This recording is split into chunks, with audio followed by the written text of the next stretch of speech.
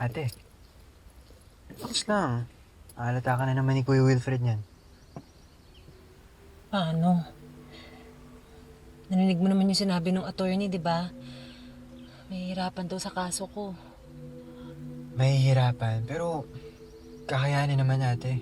Sus, ikaw pa ba? Diba, sabi mo dati, akala mo hindi ka na mabubuhay. Munti ka na sumuko bago mo makilala si na Kuya Wilfred. Pero, tingnan mo, asa ka na ngayon? Bukod sa big time ka na, bago ng pamilya na nagmamahal sa'yo. Kaya malalampasan mo rin to ate. Kailan pa? Alam mo, gusto ko lang naman yung wala na ako tinatago kay Wilfred.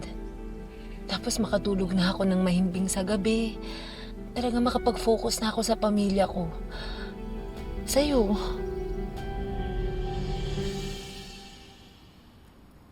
Anyari? Ba't parang hindi ka makahinga? Mabango naman tong mga damit nila.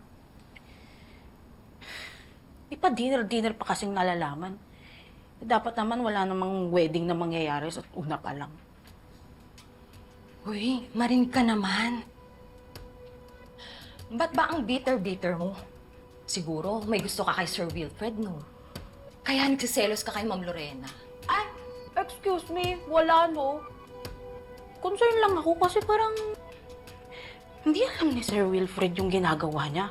Paano kung scammer si Ma'am Lorena? Ayan ka na naman sa mga binibintang mo kay Ma'am Lorena. Alam mo, imbis na puro bad vibes siyang hinahanas mo, tulungan mo na lang ako mag-akyat nitong mga damit. Nagsasabi lang ako ng totoo. Tsaka pag yan, napatanayan namin ni Ma'am Ronnie, huyo ka sa akin. Huyo talaga. Unahin mo muna yun, ate. Focus ka muna sa pamilya. Lalo na ngayon, ikakasal na kayo ni Kuya Wilfred. Minsan lang ikasal sa simbahan, kaya sana enjoyin mo na. Isa pa nga yun eh. Iniisip ko na parang ayokong pumunta dun sa event. Kasi parang hindi tama na magsaya sa kabila ng ganitong problema. Mas lalo lang maghihinala at magtatanong si Kuya Wilfred niyan. Saka isa pa, deserve mo naman magsaya, ate.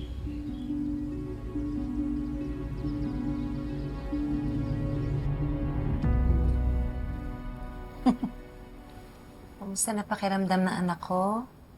Mas okay na po ako kasi binantayan niyo po kagabi eh.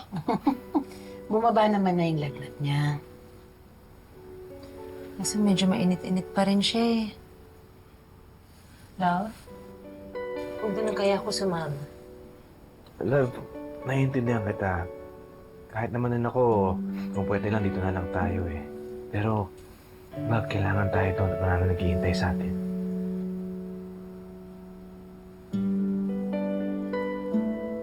Iwan ka muna namin kay Manang Pilar, ha? Huwag ka mag-alala. Babalik agad ang Nainay tsaka ang Super D pagkatapos ng event namin. Kung may kailangan ka, tawagan mo lang ang Nainay, ha? Okay na po ako. Gagaling na din naman po ako.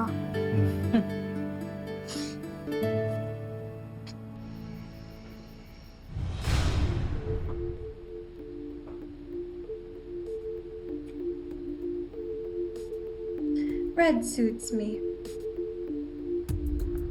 It's the color of power, passion, and destruction.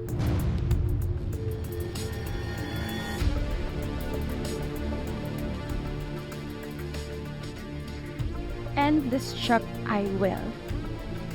Hindi na aabot sa happily ever after ang love story ng isang byudo at ng asawa ng kriminal.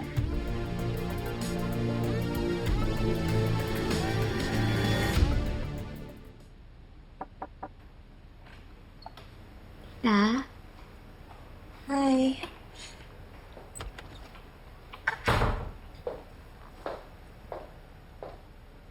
Tita, Mami, Sarap naman pakinggan nun. Tita Mami. Ano yun? I need your advice po.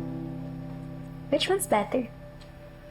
Alam mo, maganda naman silang pareho, pero... Kung ito kaya, pili ka. Kung ako, Parang ito. Although, mas gusto ko po sana yung mas classic. O, di na-realize mo rin kung ano talaga gusto mo. Okay lang po sa inyo na hindi ko po tinik yung suggestion niyo? Oo naman. Ikaw naman magsusuot niyan eh. Alam mo, nandito lang naman ako para naging guide mo. Pero ikaw pa rin dapat ang magdesisyon para sa sarili mo. Kasi buhay mo yan eh. Yan. Thanks po, Tita Mommy. Amber, ako dapat ang mag-thank you sa'yo. Maraming salamat dahil tinanggap mo ako sa buhay ninyo ng daddy mo. Ulit. Sobra ko na-appreciate. And I hope you know how much I love you and your father. Oo naman po, Tita Mommy. And thank you back. Kasi dumating po kayo sa buhay namin. Nung nawala po si Mommy, there was this big, big hole. I know that this is not the same family. Pero pinuo niyo po ulit kami. You healed our brokenness.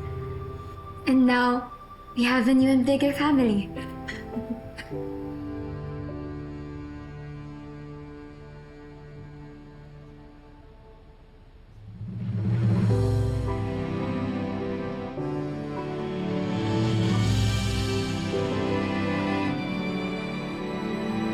Amber!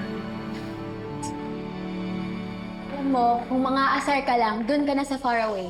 Asar agad? Hindi ba pwedeng sasabihin ko lang na bagay sa yung suot mo? Ganda. Thanks. Bakit ikaw hindi ka pa nagbibihis? Di naman ako kasama dun. Saka event yun ng kumpanya niyo, di ba? Still, event yan ng ate mo. Dapat pumunta ka pa rin. Makapagsabi na rin naman ako kay ate. Hindi rin ako sanay sa mga ganan-ganan eh. Saka para may bantay si Lia. Okay. Pero if ever na gusto mong sumunod, you can just text or call me. Para may kasama ako. Para may friend din ako doon. Just call me or text.